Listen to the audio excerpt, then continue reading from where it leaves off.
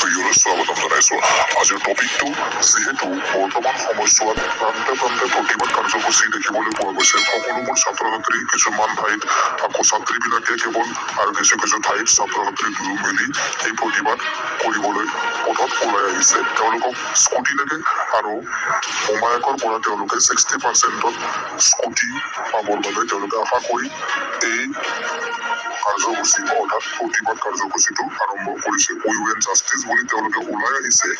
তেওঁলোকে মন্তব্য কৰিছে যে তেওঁলোকক 60% আগৰ নিয়মত তেওঁলোকক এইবাৰো লাগে। ইয়াৰ পিছৰ পৰা হয়তো চেঞ্জ কৰিলেও কোনো কথা নাই, কিন্তু এইবাৰ আগৰ নিচিনাকৈ বহল ৰাখি এইবাৰ মানে কি তেওঁলোকক দি যাবৰ বাবে তেওঁলোকে আহ্বান কৰিছে।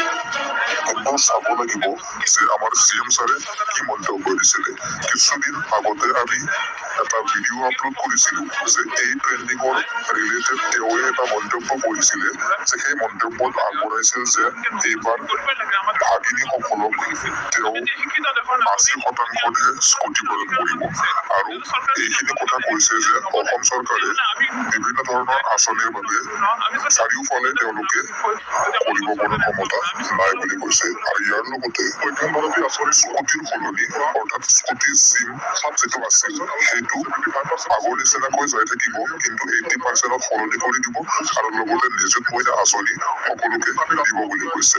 তো আচলতে ছাত্ৰ ছাত্ৰীবিলাকে এতিয়া এই কথাটো মান্তি হোৱা নাই, কাৰণ তেওঁলোকক আগৰ নিচিনাকৈ এইবাৰো 60% ছাত্ৰীসকলক আৰু 75% ছাত্ৰসকলক দিব লাগে বুলি তেওঁলোকে প্ৰতিবাদ কৰিবলৈ ওলাই আহিছে।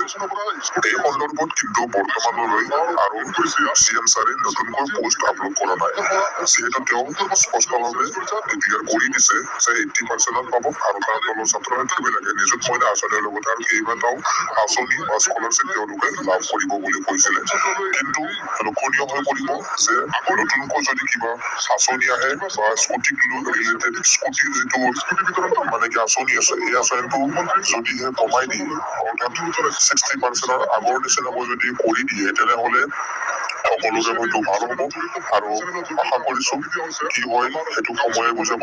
আৰু লগতে এই পৰিস্থিতিক চাই বিষয়টোক লক্ষণীয় হৈ পৰিব যে CM ছাৰে আকৌ কি আপডেট দিয়ে, আগৰ নিচিনাকৈ সেই আপডেটটোৱে দিব নে নতুনকৈ কিবা আপডেট আকৌ তেওঁ লৈ আহিব, সেইটো লক্ষণীয় বিষয়।